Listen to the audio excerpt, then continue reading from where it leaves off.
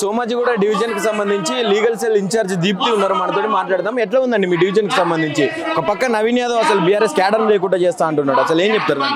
Sir మీరే open గా చూడొచ్చు, ఓపెన్ గా మమ్మల్ని బెదిరిస్తున్నారు, కార్యకర్తలను బెదిరిస్తున్నారు. ఈ రోజు ఒక దగ్గరికి వెళ్ళి వస్తే అపార్ట్మెంట్ మీటింగ్ కి వాళ్ళని బైండ్ ఓవర్ చేస్తారని బెదిరిస్తున్నారు. ఎందుకంటే ఓడిపోతారని అంత మీకు నమ్మకం ఉందా? ఈ రోజు జనాలు బయటికి రావడానికి భయపడుతున్నారు. అంటే గెలవక ముందే ఇంత చేస్తున్నారు, గెలిచిన తర్వాత ఏం చేస్తారని జనాలకి వదిలేస్తున్నాం. అండ్ ఇంకోటి ఏంటంటే జనాల్ని మేము మా దగ్గరికి వస్తున్నారు, వచ్చే లోపు వాళ్ళని జోబులు చెక్ చేస్తున్నారు. వాళ్ళ దగ్గర ఒక 100 రూపాయలు 1000 రూపాయలు ఉంటే కూడా వాళ్ళని ఆపేస్తున్నారు, ఎక్కడ ఈ డబ్బులు అని చెప్పి. కార్యకర్తలే దౌర్జన్యం చేసినప్పుడు రేపు లీడర్లు ఏం చేస్తారండి? ఇది ఆల్రెడీ ముందే గెస్ట్ చేసి కేటీఆర్ గారు మమ్మల్ని అపాయింట్ చేశారు. ఒక లీగల్ సెల్ ఉంది, మా లీగల్ సెల్ మొత్తం అన్ని డివిజన్స్ లో మా లీగల్ సెల్ వర్క్ చేస్తుందండి. కార్యకర్తలందరికీ తెలియాల్సింది ఏంటంటే ఎవ్రీ డివిజన్ కి లీగల్ సెల్ ఉన్నాం, మేము ఉన్నాం, అడుగడుగునా మేము కాపాడుతూ ఉంటాం.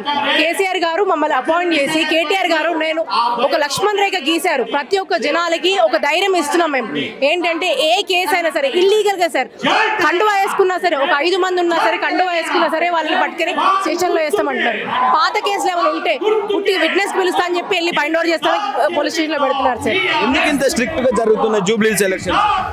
అదే కదండి, ఇప్పుడు ఓడిపోతామని కన్ఫర్మ్ అయింది కాబట్టి ఇప్పుడే వెళ్ళొచ్చాం మేము. ఏంటంటే ఒక అపార్ట్మెంట్ అంతా బైండ్ ఓవర్ చేస్తారని బెదిరిస్తున్నారండి. అది నవీన్ యాదవ్ గారికి తెలుసు ఎందుకు ఇట్లా చేస్తున్నారు. జరిగిందా? ఇప్పుడు 10 సంవత్సరాల నుంచి చూస్తా ఉన్నారు ఎలక్షన్స్, గతంలో జరిగిన ఇట్లా లీగల్ సెల్ లేదండి. ఏ ఎలక్షన్స్ కూడా ఎప్పుడు జరగలేదు. నేను వేరే ఎలక్షన్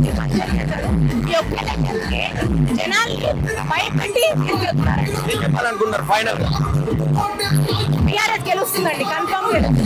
అది నవీన్ యాదవ్ గారు పెన్షన్ వస్తుందా? ఏమి లేదు. ఎందుకు ఏమి లేదు మరి ఏం చేస్తాం? ఇస్తలేడా రేవంత్ అన్న?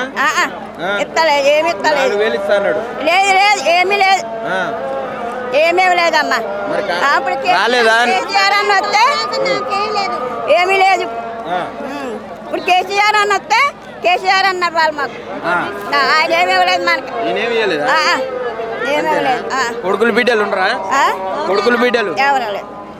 ఎంతమంది మీరు? మేమా ఎంతమంది ఉంటారు ఇంట్లో? ఒకదానివేనా? మరి ఇప్పుడు జూబ్లీస్ లో ఒంటరి మహిళలకు కూడా పెన్షన్ ఇస్తున్నా అని చెప్పిండు. కాంగ్రెస్ కోటేసి ఇస్తాడంట. అంతేనా? ఎందుకట్లా? కేసీఆర్ ఇస్తాడు, ఆయన ఇస్తాడు అంతే. అంతేనా? అంటే రేవంత్ రెడ్డి ఇస్తే తీసుకోవా? ఎవరు ఇస్తేందమ్మా? మనకు కావాలి కదా, నీకు కావాలి ఎవరు కదా ఇస్తలేదు కదా.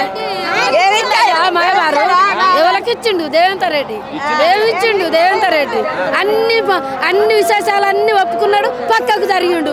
ఇంకా కొంత విషయం ఇంకా లేదో ఉన్నదో ఇంకా కేసీఆర్ తోటి మేము బతుకుతారు కేసీఆర్ తోటి.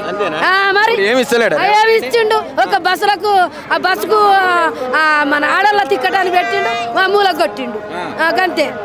రావట్లేదు. 4,000 చేసిండు, 6,000. మాకే పెన్షన్ లేదు, సంచిన లేదు, ఇల్లు కూడా గతి లేదు మాకు. ఏం పేరు? రాజేశ్వరి. మార్పు తెస్తా అని చెప్పారు. మార్పు కావాలంటే కాంగ్రెస్ రావాలన్నారు అని చెప్పినారు కానీ ఏం తీసుకొని రాలేరు కదా. పథకాలు ఇచ్చినట్టు 6 గ్యారంటీలు అన్నాడు.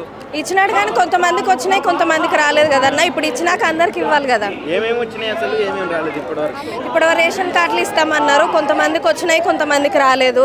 పింఛన్ల దాని గురించి కొంతమందికి వచ్చినాయి, కొంతమందికి రాలేదు. అవన్నీ చేస్తేనే కదన్నా నెక్స్ట్ సారి కూడా మనం వేసేది. ఇప్పుడు ఎట్లా ఉంది? జూబ్లీహిల్స్ లో ఉప ఎన్నిక వస్తుంది, మరి ఎవరు గెలిచే అవకాశం ఉన్నది? ప్రజలు ఏమనుకుంటున్నారు దీని గురించి? కేటీఆర్ గెలిచే అవకాశం ఉంది అనుకుంటున్నారు. ఎందుకట్లా అంటే చూస్తున్నాం కదన్న, ఇప్పుడు మీటింగ్ లో మీరే చూస్తున్నారు కదా, ఇంకా దాన్ని బట్టి లేదు. మరి ఇప్పుడు ఈ బీఆర్ఎస్ గెలిస్తే పథకాలన్నీ ఆపుతా అంటుండు రేవంత్ రెడ్డి. ఎవరు? రేవంత్ రెడ్డి. అంటే ఇది గెలిచినప్పుడు ఇంకా ఆయన చేతిలో ఏముంటదని. ఇది గెలిస్తే ముఖ్యమంత్రి అయితే బీఆర్ఎస్ ముఖ్యమంత్రి లేడు కదా, ఇది గెలిచినా రేవంత్ రెడ్డి ముఖ్యమంత్రి ఉంటాడు. మరి ఆయన పథకాలు ఆపుతా అంటుండే ఎట్లా? ఎట్లా కుదురుతుంది అన్న? ఇప్పుడు మామూలుగా ఏదైతే చేస్తారో వాళ్ళకి ఓటు వేసినప్పుడు అటు సైడే గెలిపిస్తారు కానీ ఇప్పుడు ఏదైనా కూడా చేసిన దగ్గర గెలిపిస్తారు కానీ చేయకున్న దగ్గర గెలిపారు కదా జనాలు కూడా. ఎట్లా ఉన్నది మరి? నిజంగానే ఫైనల్ గా బీఆర్ఎస్ గెలిచే అవకాశం ఉన్నదా ఇక్కడ? ఉందన్న.